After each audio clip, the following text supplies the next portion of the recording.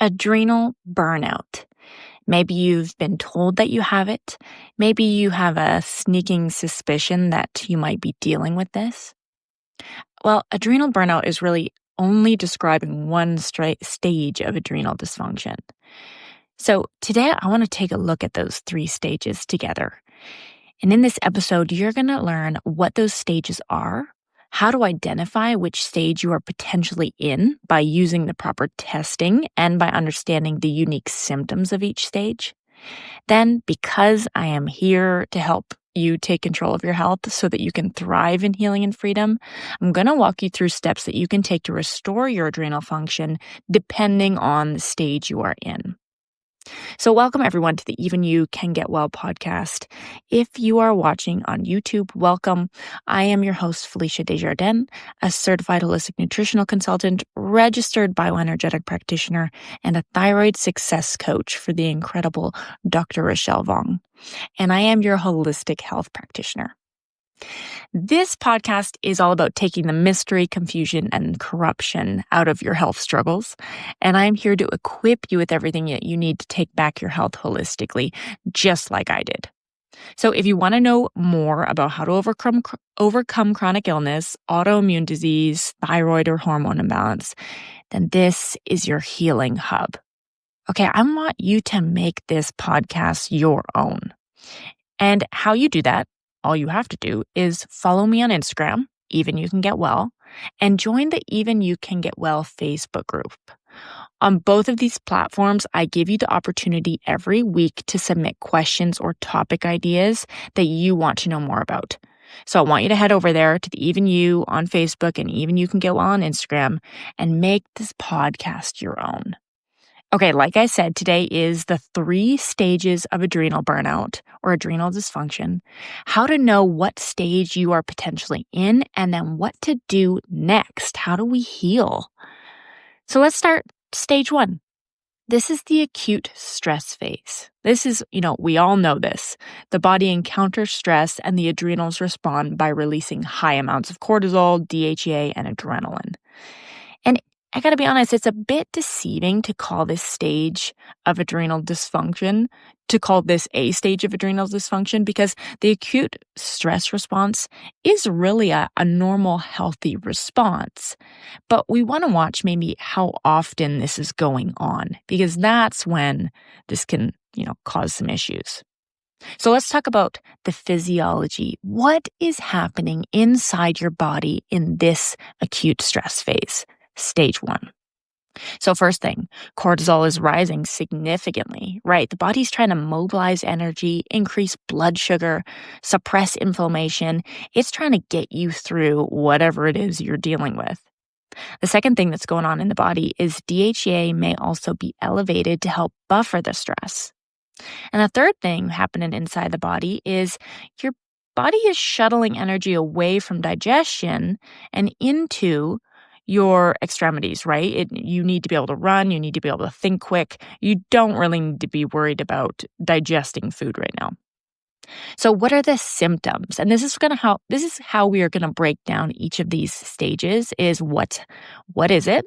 What's happening inside the body in the physiology? And then what symptoms would go along with this stage? So acute stress phase, symptoms that you're looking for, you're going to feel hyper alert, right? You're going to have trouble falling asleep if it's in the evening. You're going to get that typical increased heart rate, maybe anxieties, a little bit of jitteriness. And the high energy can potentially be followed by a bit of a crash, but really in this phase, in a healthy, normal, acute response, it should be followed just by a low or a return to normal. Okay, so this is going to distinguish this between the next phase here. So you might get a little bit of a crash, but it really shouldn't be too dramatic. Now, let's hop into stage 2, and this stage is called resistance. So what's happening here? Stress is ongoing at this point. So the adrenals continue pumping out that cortisol, but at a cost. DHEA, progesterone, and testosterone often start to decline or are maybe affected because resources are diverted towards cortisol production. And did everybody catch that? We are talking about progesterone and testosterone here. These are our sex hormones, okay? So this really brings into the mix, your sex hormones. How do your adrenals affect your sex hormones? We're going to talk more in depth about that as we go and in a separate video, but important to know that that's at play here. So what's happening in the physiology? What's going on inside the body in the stage 2 resistance? And maybe this is where you're at. So listen closely. Number 1, cortisol is still elevated, but regulation starts to break down. Okay, this is really important. We often just think about cortisol as being high or low, and that's important. But here we know cortisol is elevated and chronically so. But we also have to understand that the regulation. So this is, normally our cortisol is supposed to be high in the morning, low at night. Well, now we might start to see it switch. It might start to be high at night and low in the morning. That cortisol pattern is going to be a little bit dysregulated in this stage. And we're going to talk more about how to identify that on testing later. But this is also, I guess, gives you a little understanding or a little insight into the liver here, because the liver is responsible for processing all of our hormones, really, for metabolism. So this gives us some insight into the liver is going to be put under a little bit more pressure, a little bit more stress here, and that will be something to take into consideration. The second thing happening in the physiology is that DHEA begins to drop. We talked about that. Adrenals are pumping out DHEA as well. In that chronic resistance stage 2, adrenals can get a little tired here, so we're not pumping out as much DHEA potentially. The third thing, and this relates to our sex hormones, pregnenolone steal may occur. So instead of using pregnenolone for progesterone production, sex hormones, this precursor can get converted or diverted to cortisol production. Really important here, ladies, if we're talking about low progesterone, direct cortisol relation here. Okay, so one of the most helpful things you can do with low progesterone is managing your cortisol levels. The fourth thing is HCl, so this is hydrochloric acid in the stomach, and enzyme production for digestion is affected and could potentially start to be hindered a little bit or reduced. So now we're seeing that chronic, gut issue picture here of I'm not digesting my food very well. Maybe I have some more bloating, a little bit of gas, all kinds of digestive symptoms can pop up here. So if that's you're maybe, chronically in this resistance stage, your adrenals are pumping out adrenaline chronically and cortisol, and you might start to see those digestive issues. You might start to see these hormone imbalances. Okay, now what are the symptoms? This is going to help you understand if this is maybe you in this stage 2. Number 1, feeling tired but wired. You're mostly tired, but you do get highs, and then your lows feel like crashes. So again, this distinguishes from stage 1, where when you come out of that high, you are going to crash. And there's also going to be a distinguishment here from stage 3 to understand that in this stage 2, you're still getting the highs, okay? Your adrenals are still functioning to pump out cortisol. Okay, that's going to look different when we get to stage 3. So stage 2 symptom, feeling tired but wired, mostly tired but get highs, and then your lows feel like crashes. Okay, second symptom here, difficulty staying asleep, waking refreshed, or falling asleep. And this has to do with that cortisol dysregulation, that dysregulated cortisol daily pattern. Okay, that can get a little wonky here. And so that starts to disrupt our sleep. Weight gain. This is the third symptom, especially around the midsection. So we're pumping out a lot of cortisol. This is going to start to disrupt our blood sugar. Okay, and that's when we can start to see maybe some insulin resistance popping up. That's definitely in the mix here. So weight gain may be something that you notice. And also, understanding that we talked about that hormone imbalance. So weight gain can be related to that, but it can also be related to the fourth symptom here, which is lowered libido. Okay. Lowered libido, menstrual or thyroid changes. Okay. Again, bringing those sex hormones into the mix. And if they start to be affected, we're going to notice changes in our libido. We're going to notice changes in our menstrual cycle or in our thyroid levels. And very important for women maybe in perimenopause here, if that progesterone drops, right, that's going to affect how your transition to menopause is going, right? That's going to cause some more symptoms to pop up. So direct correlation. Okay, the fifth symptom is frequent illness. This is, you might start to see a little bit of immune suppression, and that's a very general, broad way to describe that, we need to dive into that deeper, and we will. But just, for this sake of this video, stage 2, one of the symptoms that you could be noticing is that frequent illness or that immune suppression. Okay, stage 3. This is the burnout that almost everybody, associates adrenal dysfunction with. It's the commonly talked about. But again, this is really a little bit misunderstood because most people are actually in that stage 2 resistance. But stage 3, this is when you've been running in stage 2 potentially for years and you never did anything to address or support your stress levels, your workload, and ultimately your adrenal health. So this is when a person finds themselves in burnout, and the adrenals can't keep up with cortisol production.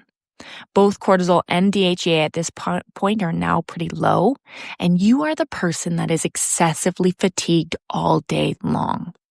So we're going to talk about this. Physiology, what's happening in your body in the stage 3. This is cortisol output is tanked. It is low, especially in the morning, but really all the time. And the second thing, there is no curve in your cortisol pattern, as there should be. It's a flat line. And again, this goes back to what I was talking about, distinguishing this from stage 2, right? When you're in that stage 2 resistance, you're still getting the highs and lows because your adrenals are still pumping out cortisol. But in stage 3, the adrenals are so exhausted, they're not pumping out cortisol, and you are flatlined all the time. Okay, there's really no highs for you, or if there is, they're minimal. And of course, your lows at this point are more chronic, more constant, and it's like this continuous crash, essentially. The third thing happening inside the body in the physiology is that DHEA at this point remains pretty low, right? Your adrenals, like we said, are tanked. They're not pumping out the cortisol, and they're likely not producing the DHEA that they need. The fourth thing is that thyroid hormones and likely sex hormones like testosterone and progesterone are also low because, like we said, the body is so drained from its years of managing stress and dealing with cortisol that there is no capacity left for these hormones. Resources are essentially used up. So the fifth thing here is that you are likely malnourished or nutrient deficient. Okay, like we said, resources are used up. So this also carries over into nutrients, especially things like your B vitamins or vitamin C, right? All of those nutrients that the adrenals use. These are potentially going to be very low here. The sixth thing is that hydrochloric acid and enzyme production, like we talked about in stage 2, this is likely turned right down here. And again, even more extreme in this phase, you're going to see the digestive issues, right? The bloating, the gas, the maybe constipation, that could be a thing. So looking at HCl, hydrochloric acid, and enzyme production is turned right down. So let's talk about symptoms. Again, this is the profoundly fatigued person who is exhausted all day, every day. Next to no highs and lows in energy, always tired. Number 2, brain fog and poor stress tolerance, of course. Number 3, low mood, depression, and apathy. Number 4, hypoglycemia or blood sugar swings, okay? Number 5, hypotension, maybe some low blood pressure, dizziness upon standing. That's very common. And number 6, like I just mentioned or touched upon, is this constipation, gas, bloating, trouble digesting, right? We're so turned down. We're so sluggish. Maybe at this point, our thyroid hormones are also, taking a hit and our T3 is turned down. And that creates this picture of constipation or, low digestive function. So those are the stages. I hope that gives you some clarity around symptom pictures, around what's going on in the body in the stages of adrenal dysfunction. But now let's talk about proper testing. Okay, this is I see this in all the clients that we deal with, that testing is just null today. It's so hard to have access to proper testing. And, you hope to go into the medical system and be able to ask for testing and, it be well received, but unfortunately it's not. So I want to talk about the tests so that you have that knowledge and you can be equipped when you walk into the doctor's office or wherever you're going to say, okay, here's what I'm thinking this could be. Here's the things that should be looked at. So some of those things, an AM cortisol, right? We want to see this AM cortisol on a blood test. We're going to talk about some third-party testing, and that's kind of going to be your best option. But the AM cortisol is still a good option. It's just not going to give you a full picture, right? You're not seeing your full daily cortisol pattern with an AM cortisol. You're just seeing it in the morning. But it is still a helpful tool. So if we see that AM cortisol is very, very low in the morning, well, okay, maybe we think or look towards that stage 3. But we could still see an AM cortisol very low in the morning at stage 2 because that, like we talked about, that cortisol pattern can be dysregulated, right? Normally, we want to see that AM cortisol actually decently on the higher side because that's when AM in the morning, when your cortisol naturally should be at its highest because it's getting you ready for the day. So we can see some dysregulation there. That's a helpful test in the blood work. Second thing, DHEA, like we talked about, because adrenals should be, producing your DHEA. If that's low, that could maybe point us to stage 2 or stage 3. And then we are looking into progesterone and testosterone.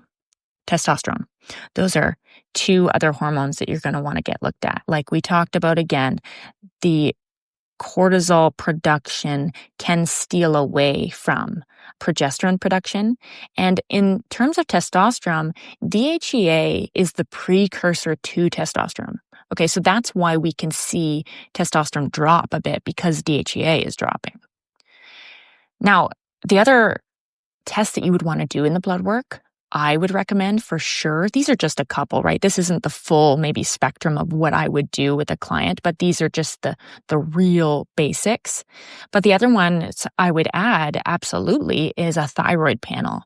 So your TSH, your free T3, free T4. What are those looking like? Have those been affected? And if so, maybe we are in that stage 2 or stage 3 adrenal dysfunction. Okay, so those are just a couple to have done in the blood work.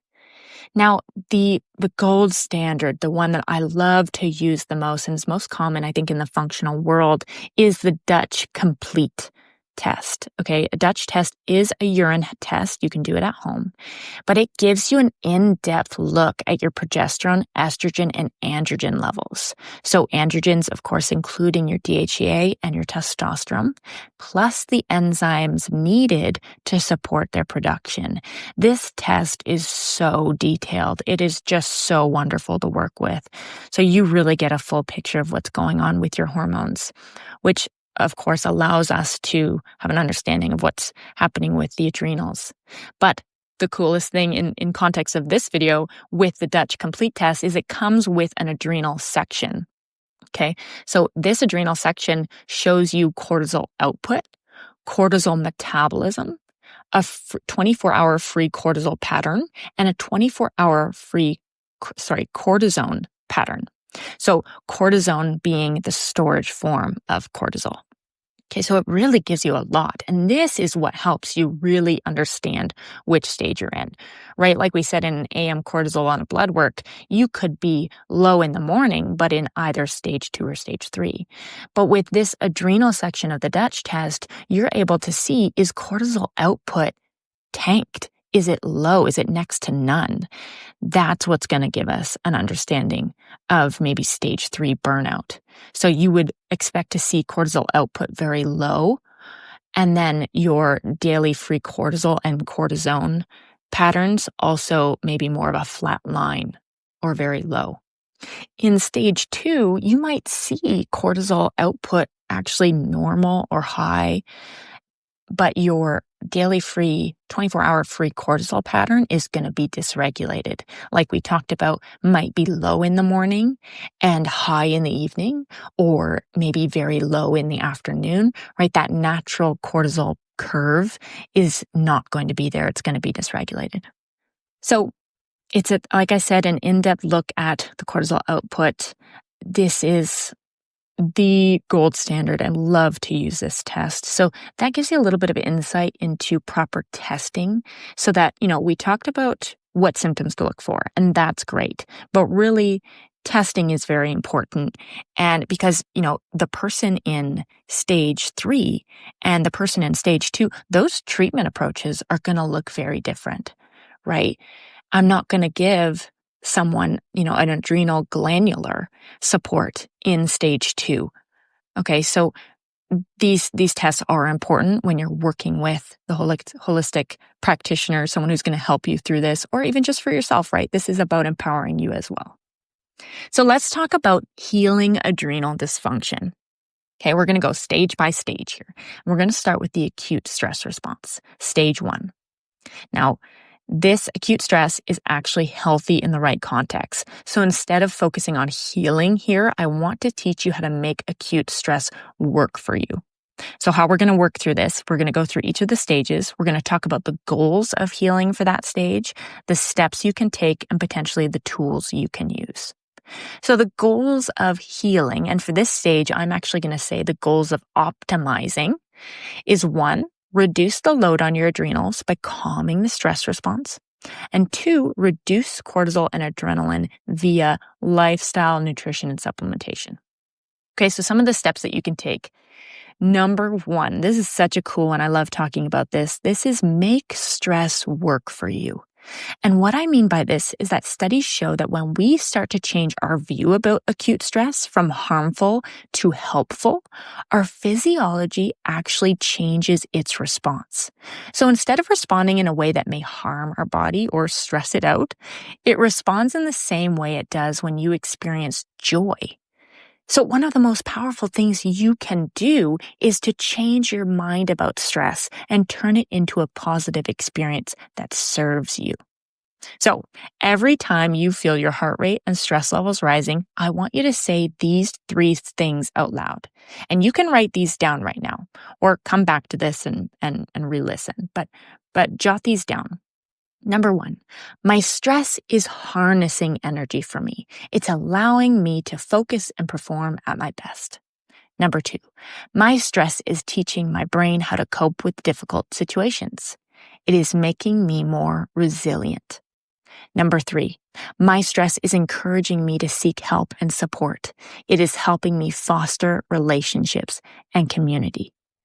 If you can practice this, you can quite literally make acute stress your friend. You can make it work for you. So I'm going to challenge you to do those, to say those 3 things out loud the next time you're going through a stressful situation. It really is impactful, but you got to do it long term. So make that a habit. Number 2, steps you can take. Dealing with traumas and triggers. So are there things that set you off all the time? And why? Dig into the why. Uncover the trauma hidden behind your trigger so that you can be set free from that overproduction or overproductive acute stress response around that trigger or topic. Right? If that thing continues to trigger you, you continue to put your body through unnecessary stress responses all the time. So let's start to reduce those. Now, some tools you can use. Number one, prayer and mindfulness. I'm going to just stick to the prayer. Make prayer a part of your daily routine. Minimal, just start 5 minutes in the morning, 5 minutes in the evening. Do this for 1 month, every day, and you will see your stress response change and your cortisol go down. Number two is exercise. This is a really great way to work out that stress response and process some of that cortisol. Number three, adaptogens and nervines. These herbs help regulate the HPA axis or the stress response and can help lower cortisol levels systemically. So they also calm and support healthy nervous system regulation, meaning they make you a bit more resilient and improve your stress adaptation. So these are things like ashwagandha. That's a really common one, especially in supplement form. L-theanine has also become really popular, and it's a useful tool to help calm a racing mind. Okay, so if you're that person in the evening maybe who has a racing mind, L-theanine is a great tool. Inositol is also a fantastic tool, especially if used for that anxious cortisol picture. So if you're someone who has a little bit of anxiety, inositol used a couple of times a day, you can actually use it for the acute, maybe anxiety attack or anxious cortisol pattern. And you just take a scoop of that, hold it under your tongue for about 30 seconds. And then the fourth is just some general herbs. So herbs to use in tea form daily. These, if you use or rotate through these daily, it will help with nervous system regulation, stress response, and lowering cortisol. Some of those include holy basil, chamomile, passion flower, and hops. Okay, those are just a couple. But yeah, really simple to bring those in. I love to suggest to people, create a nighttime routine with an adaptogen or herbal tea that is a nervine that is going to support the stress response.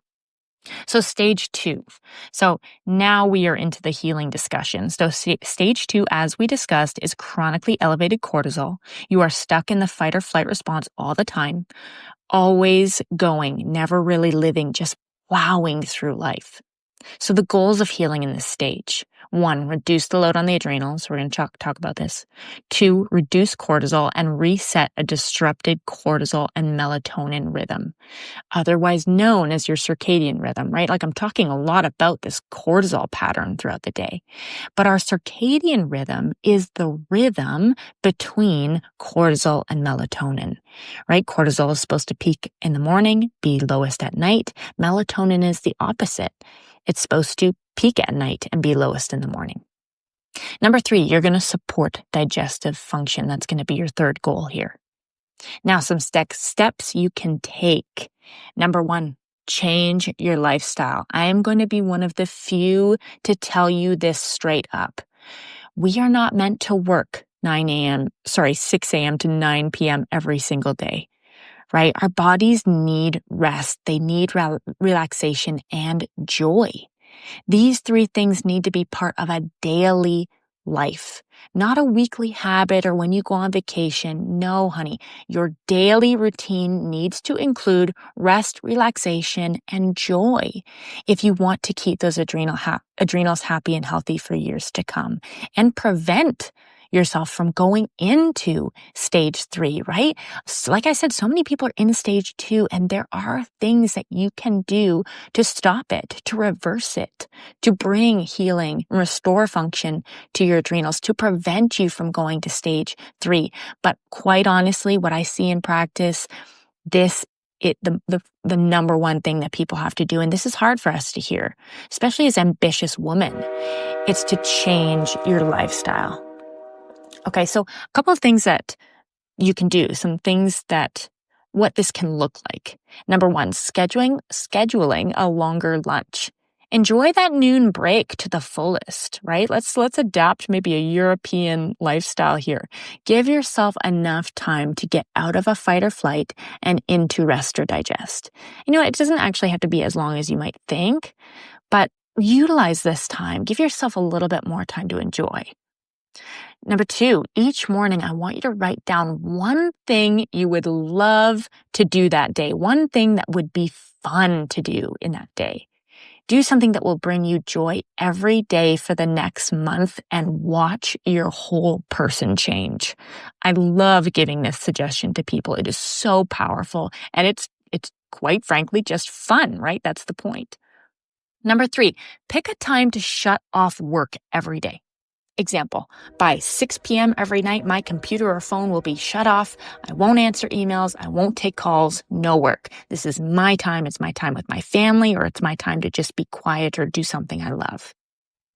Number 4, establish a morning routine to help maintain a healthy circadian rhythm. So this can be as simple as getting morning sunlight exposure in the naked eye, plus maybe 5 minutes of mobility and then 5 minutes of reflection or scripture reading, and then journaling, that one fun thing that you're going to do every day. But that altogether, that's a 10 to 15 minute, thing. And realistically, most of us, I'm going to say 99% of us can fit that in. Even if we need to wake up 15 minutes early, right? It's not that much. So establish a morning routine. It's incredibly helpful. Number 2, steps you can take. Support digestive function. Okay, 3 tips for you here. Listen carefully, write these down. Everybody's struggling with digestive function, and if you're in stage 2, that's likely you. So the people bloating, the people struggling with constipation or diarrhea, okay? Number 1, deep breathing before one meal every day. Okay, I want you to pick one meal, and maybe it's your lunchtime. I want you to spend 2 to 3 minutes deep breathing, focusing on that deep breath work, okay? This, like I said, 2 to 3 minutes. Put some music on in the background. Put a prayer app on in the background while you do this. That 2-3 minutes will fly by. And as you listen to that prayer, as you breathe in and out, you'll feel your nervous system switch from fight or flight and to rest and digest. Now you're prepared to eat and digest your food. Okay, number 2, 1 teaspoon to 1 tablespoon of apple cider vinegar 10 minutes before breakfast and dinner. Powerful tool. Number 3, this is so underrated. I think everybody kind of shoves this off when I say it to them, but such a powerful tool, proper chewing. Chew each bite of food 30 times. Every bite. That's hard. It will take time to make this a habit, but it will change the way that you digest your food. Okay, stage 3. Burnout. This is the adrenal burnout, the adrenal fatigue as we all know it. So if you are in burnout, there is going to need to be a time of complete rest. Okay, so your body needs sleep, and all pressure should be taken off the adrenals at the start of your healing phase. Then when you start to feel a couple glimmers of energy, then you can start taking some different steps, and some of the steps that I'm going to talk about here. But there, like I said, there's likely going to need to be a time of complete rest. But the goals of healing in this stage 3 burnout, number 1, we're trying to rebuild the adrenal glands, okay? We're trying to help them promote healthy cortisol production again. That's totally different from our approach and our goals in stage 2, right? We're trying to lower cortisol in stage 2. In stage 3, we're actually trying to support the function of the adrenals and bringing cortisol back up again. The second goal here is to raise DHEA, testosterone and progesterone levels if applicable. Number 3, we are turning digestive function back on here. That's going to be it for sure. So some steps you can take. If you are in this stage, you already know that you have no other option but to change your lifestyle, right? Life already looks a lot different for you with that excessive fatigue. Now the priority here is to eliminate any pressure in your life while building back capacity. This doesn't mean you can't do things or have to somehow weed out all stress. No, listen carefully. Anything that is a pressure or burden, a heavy load to bear, those things need to go right now. Okay, so maybe you need to reduce your work hours or work from home for a time, if possible. That's an example. Number 2, steps you can take. Morning and evening routines. These are a must. Okay, establish a pattern every morning and every evening that promotes rest, relaxation, and joy. But establishing a pattern here is an essential tool, must be done in order to help rebuild that proper circadian rhythm like we talked about. Number 3, walking, stretching, and mobility. Okay, working out is likely not an option for you right now, but movement is going to still be crucial. And it doesn't matter how small or silly these movement sessions seem, right? We are not trying to be the person that we were. Women, we struggle with this all the time. Unless I'm doing a full workout, it's not where I was. It's a hard thing. We have to get over this. And I know it's hard. I've been there. But the small, silly things, these are important. The goal is to start where you can. And eventually, as your adrenals are nourished and your capacity grows, you will be able to work back into working out. I can attest to that. I can give that testimony. Okay, so be gentle with yourself. Start with walks after meals, 5 minutes of stretching or mobility things. If you can just stay on the floor and move your hips around, okay, great. If you can just walk up and down your driveway after dinner, fine, that's a great start. Number 4, steps you can take, nutrition. Processed sugar and caffeine are an absolute no right now. Okay, we're going to have to get tough in this phase. Your priority is whole, nourishing foods that will start to repair and rebuild the adrenals, right? You need nourishment here. You got to re-nourish those nutrient deficiencies and support hormone production. So focus on high protein, especially for that hormone production. You need protein, you need amino acids to build your hormones. But you still need a balance of healthy carbs and fats, okay? So fasting and strict, maybe keto diets are likely not going to be helpful for you right now, especially women. Men might do okay with some level of fasting, but women, as you're trying to rebuild those adrenals, rebuild that hormone picture, you need protein, you need carbohydrates, you need the 3 consistent meals a day. Okay, so some tools you can use in this stage 3 burnout. Number 1, full spectrum digestive supplement. Okay, it should contain hydrochloric acid, ox bile, and enzymes to support all aspects of digestion. And they should be taken 10 minutes before breakfast and dinner, okay, at a minimum. A couple specific brands here. The Now Super Enzymes are good, and the Designs for Health Digestymes. Those are 2 options that I usually give to people. Number 2, tools you can use, adrenal support with adrenal glandular and herbs. Okay, this is what I talked about. The glandular is actually bovine adrenal gland, right? That's actually in the supplement. That glandular helps rebuild the gland back up. And the herbs support adrenal vitality and function. Okay, so you're going to want something that includes both. AOR Ortho Adapt, it's a Canadian brand. That's a great option. So AOR Ortho Adapt. The third tool is EMP, so Empower Plus by True Hope. It is one of the only multivitamins I suggest because of its unique formulation. This product can help reestablish nutrition and correct those nutrient deficiencies.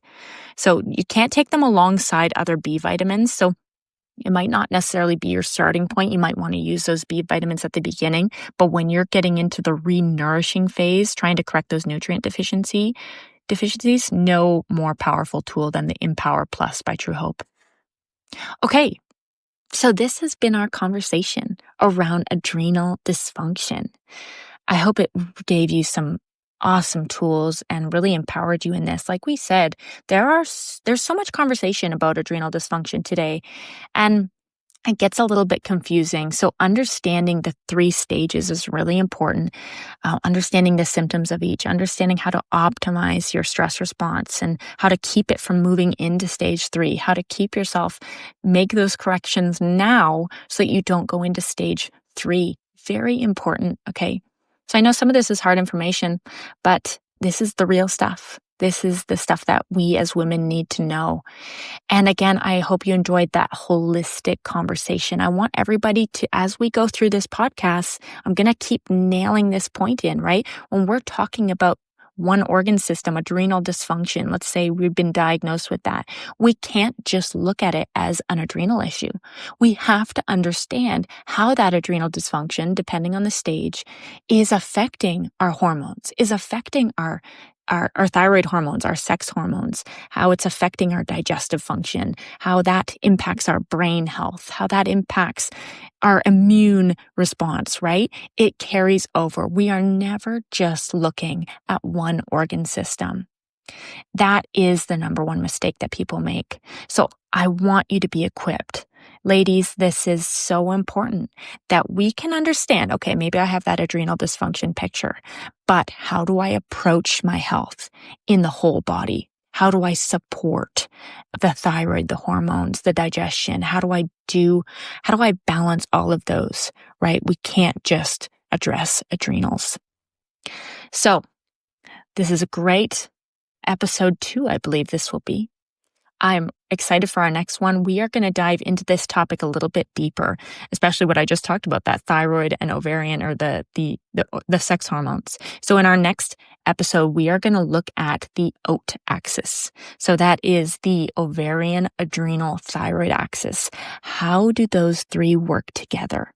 Really important. Women, if you're going through perimenopause, if you're experiencing menstrual issues, if you're experiencing thyroid issues, constipation, low energy, if you're experiencing, you think, adrenal fatigue, these are all related. So we're going to talk about that. We're going to talk about more how to address them. So I encourage you again, join in the conversation. Go over to the Even You Can Get Well Facebook and the Even You Can Get Well Instagram page.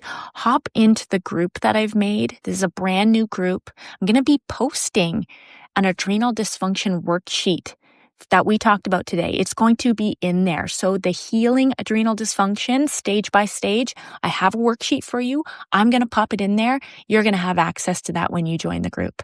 So head over there, join the group, join in the conversation, and keep an eye out for those once a week where I'm going to take a poll of what questions do you have? What topics do you want to hear? Okay, so thanks so much for joining me. Can't wait to chat with you next time. And blessings in your week, ladies. Remember that even you can get well. Okay, bye everyone.